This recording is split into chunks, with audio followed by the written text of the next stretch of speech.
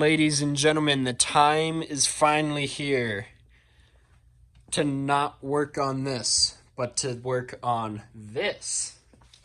This is the frame swap project that we're going to be putting my parts car Corvair body. I have another 69 Corvair outside. I've owned that car since I was 12-ish, so about 10 years of having that car in my possession. And we're putting that body on top of this truck frame. So that's going to be fun. I think this video, we're just going to strip apart the truck, take off everything that makes it an S10 and S10. So we're talking bed, doors, fender, everything from basically here forward. And then we are going to start with the bed area, honestly. So remove that box. The previous owner of this truck put that in there. It's actually really useful. So remove the box, remove the bed, and then go from there. So my dad is here. We're going to strip apart the S10. That will be cool.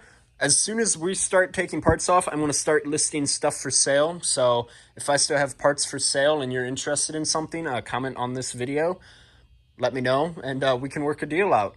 All right, here we are underneath the truck. I think there's like 8 bolts that connect the bed to the frame. Yep, the truck is a little scaly, but it's actually really solid. It's just really surface rust. So the moment I bought this truck, I crawled underneath it and sprayed all of the bolts. So theoretically, they should all just come loose.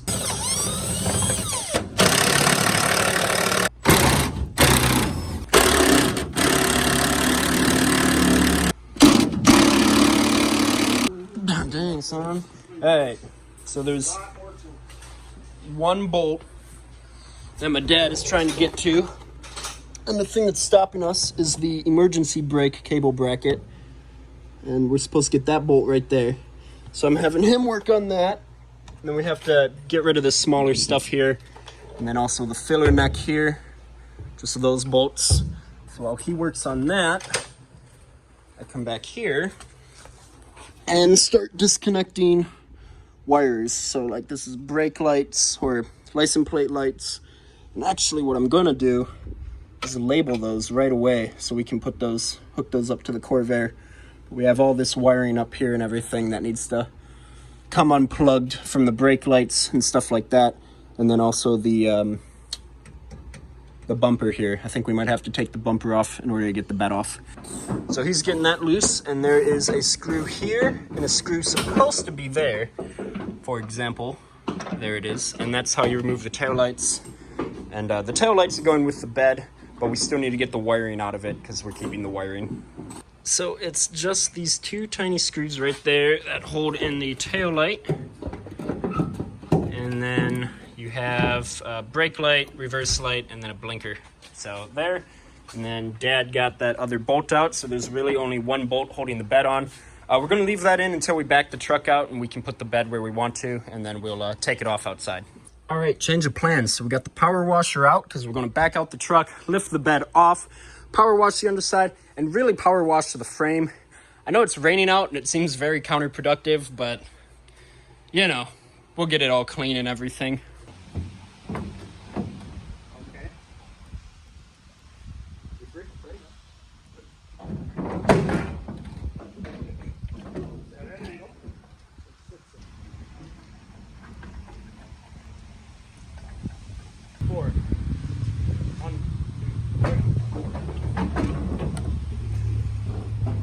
It's stuck on the thing. No, there's a wire there. No, it's not.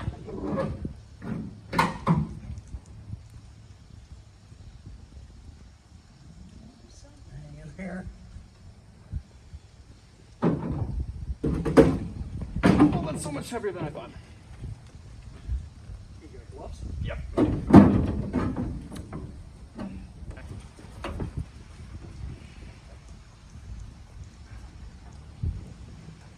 Alrighty, so we got the bed off, as you just saw. That only took much longer than what it was supposed to. So for everyone who doesn't live in the Rust Belt, you're probably thinking that this is really rusty. However, this is really clean. This is all solid. I mean, there's some scaly stuff, so we are gonna power wash it. But yeah, looking good. I know for a fact that this is gonna have to get removed, and the gas tank, we're gonna get rid of the gas tank and move it to the back because of the Corvair floor is all gonna go there. So a lot of custom fabrication, but yeah, making progress. So let's get to power washing.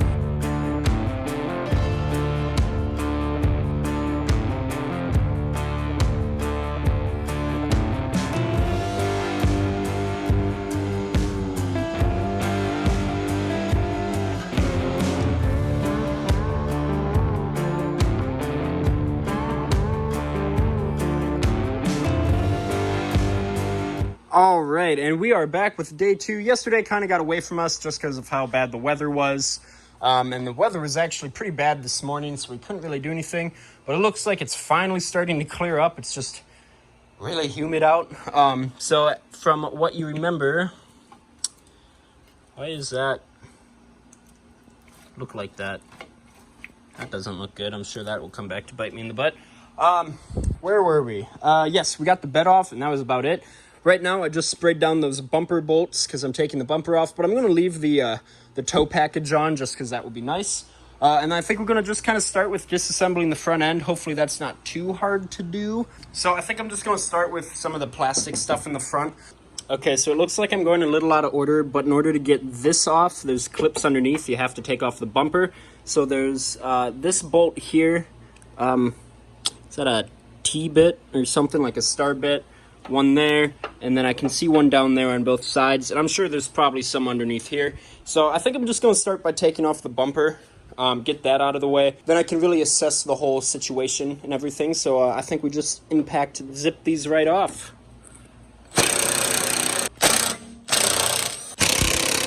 Alright, like I thought, there was 2 bolts holding it on underneath, and then I just threaded these 2 screws in, just to hold the bumper on so it didn't fall on me, because that would hurt. But technically, I feel this should just lift right off. However, I still have the wires plugged in for the fog lights. So let's unplug those, and then the bumper will come right off. Boom, look at that. One S10 bumper for sale. Who wants it? Alrighty, so we got everything off. I did spray down these bolts, so this stuff is going to stay on, even though none of this will be there when we put the Corvair body on. As a matter of fact, I don't think I'm going to be able to run a stock radiator because it will sit too tall. As a matter of fact, a good reference point right there. There is one nice thing about having a Corvair right there is I can measure everything instead of having to walk all the way outside. So I might be able to run a stock S10 radiator. If not, I will probably get like a Catfish Camaro radiator, which will have a more lower profile, lower to the ground. I think that should work in theory. If not, you know, whatever. So I think the next thing to do is take off the fenders, because you can't get to the hinges until you take off the fenders. So let's look at what we need to do there. I see a bolt here, maybe there, and then here, up here, and probably a few in the door as well. So I guess we'll just start taking off fenders. All right, there is a screw that is reverse threaded in right down there, right? Really hard to get to. Luckily, this air ratchet came in handy. And then there's one more bolt right here holding on the fender, and then all of these. And this one's spinning, so that one's going to be fun to get out. So let's get that one off. And then technically the fender should come off. Had to end up cutting that bolt off, but the fender's basically free. There's, I think, a few bolts up here that also holds on the hood, and then 2 in the door and 1 underneath. And my dad's getting the other fender, but we have to take the battery out in order to access one of the bolts right there, because I screwed it in from the inside. And then just all this extra stuff has to come off the fenders as well. And then we'll grab one side. You want to take this out? Okay, ready?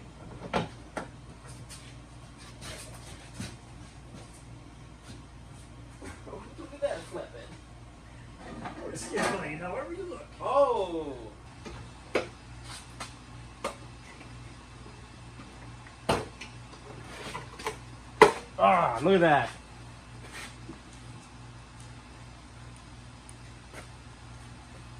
Give the audience a close-up. So that's where the one bolt was stuck. You can see just how rusty that is up in there. But look at that. All right. So now we got this side. Did you get that antenna off? It's unhooked. Oh. But I can't get that off yet. Okay. I don't think they bolted the computer. I think we just undo those two bolts up there, and this should... I think they made it so the fender could be replaced fairly simple. Look at that. This side is significantly less rusty. Awesome. Now what? Probably doors? You want to do doors?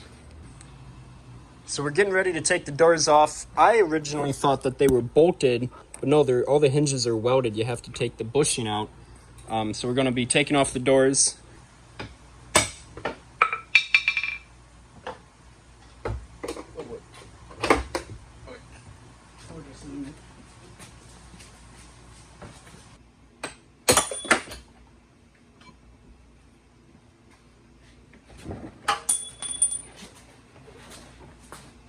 I'm going to start stripping the interior, all of this plastic stuff, and then we're going to cut out the window, and then we're going to find a way to take the cab off. I would like to drill out all of these spot welds, but I know that's going to be a lot of work. So if it gets to the point where it's like, this isn't worth it, we're just going to sawzall, whoop, cut that off. And then still sell the cab if someone needs it. So I think that's what's next. So my phone is about to die, so I'm going to let that charge. You're not really missing anything. It's more just taking out the seats, popping off some plastic stuff. Nothing really exciting until we start cutting the cab. Probably taking out the window too. That's going to definitely take some time. So I'm going to let my phone charge. I'm going to take apart the interior. Let me show you what I've all taken out. Got the seats, all the plastic trim, just got the headliner out. The carpet is outside because it smells awful. But yeah, look at that. All right. Oh, this is out. The floors, man, I feel so bad about what I'm doing to this truck. Look at those floors.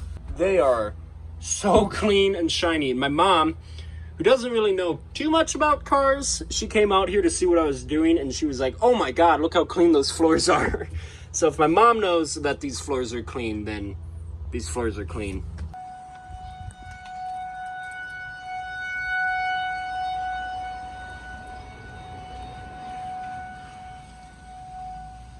Okay, weather update. We are in a tornado watch. There is a tornado touchdown somewhere nearby.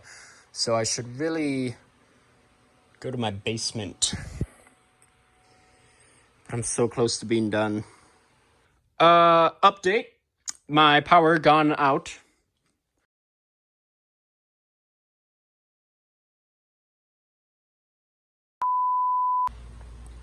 It is the next day. Got the windshield wipers off. Didn't think that was worth filming. And this plastic tray here, it's held in by these screws. And these screws are plastic. And every time you try to take them out, they immediately strip out. And while trying to take it out, I chipped the window. And yeah, you can see where that plastic piece went. The contrast between the dirty and the clean. Covered it right up. Didn't even notice it until I got the rest of the plastic off. And so now this window is junk because it's starting to crack. You can see it right there. Nice little crack right there. So can't even sell the window now. So there's perfectly good window just going to get thrown away. So that feels awesome. Makes me feel great. So, all right. Dang, not going to let it slow me down. So we're still going to cut the window out. And then the rest of the cab is getting cut off today. And hopefully that will be it for this video. Okay, and now we're going to cut out the window.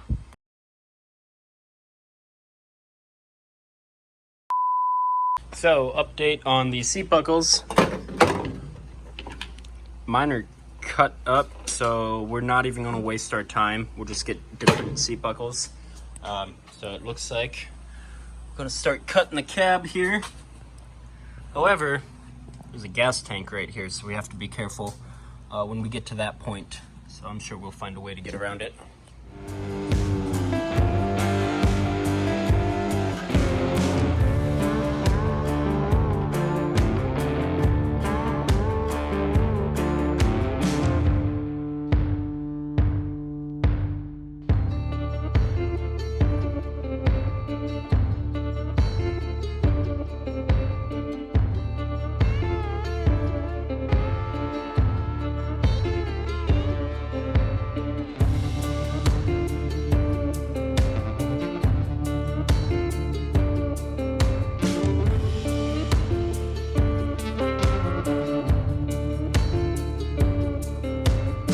Alright, so we cut through the cab. Dad is marking where he wants to cut the A-pillar. And then we're going to cut through the A-pillars, and then the cab will be off, and then we'll be done. Anything you want to say, Dad? Yep, once we cut these, she's ready to go. Yeah, I think we're at the point past of no going back. Point of no return. Unless you want to go with the top chop. That's true.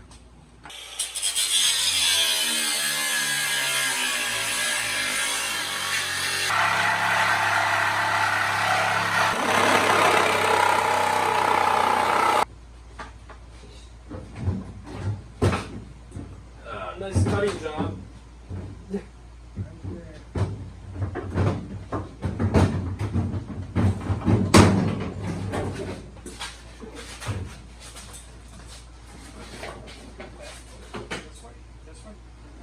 Right there in that shell.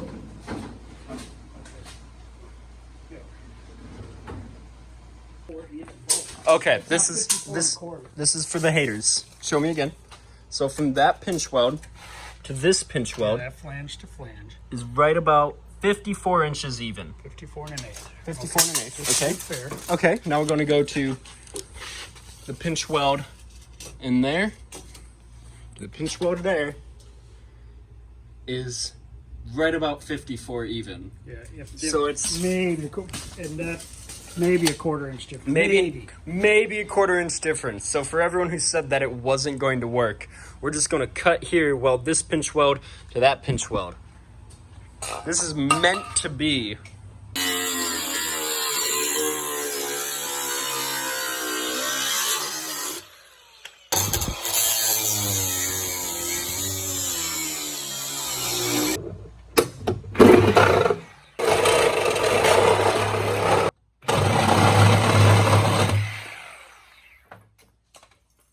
I got new cab corners for my truck. Score!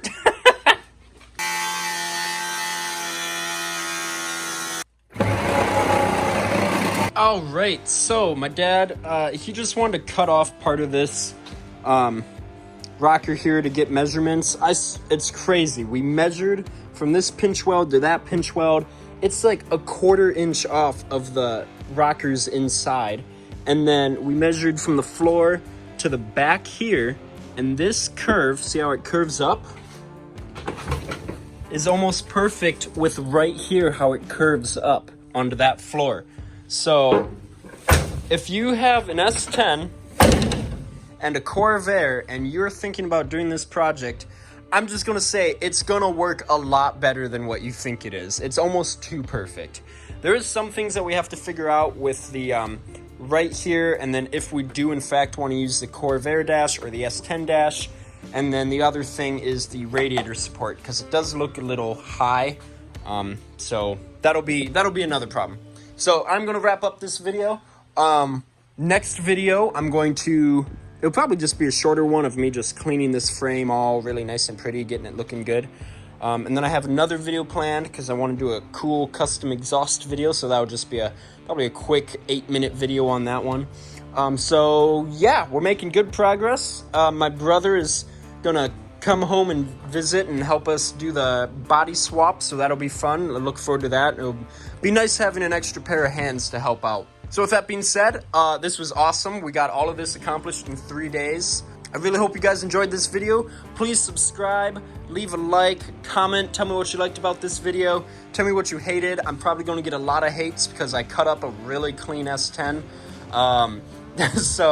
But other than that, I hope you guys enjoyed, and I will see you guys in the next video.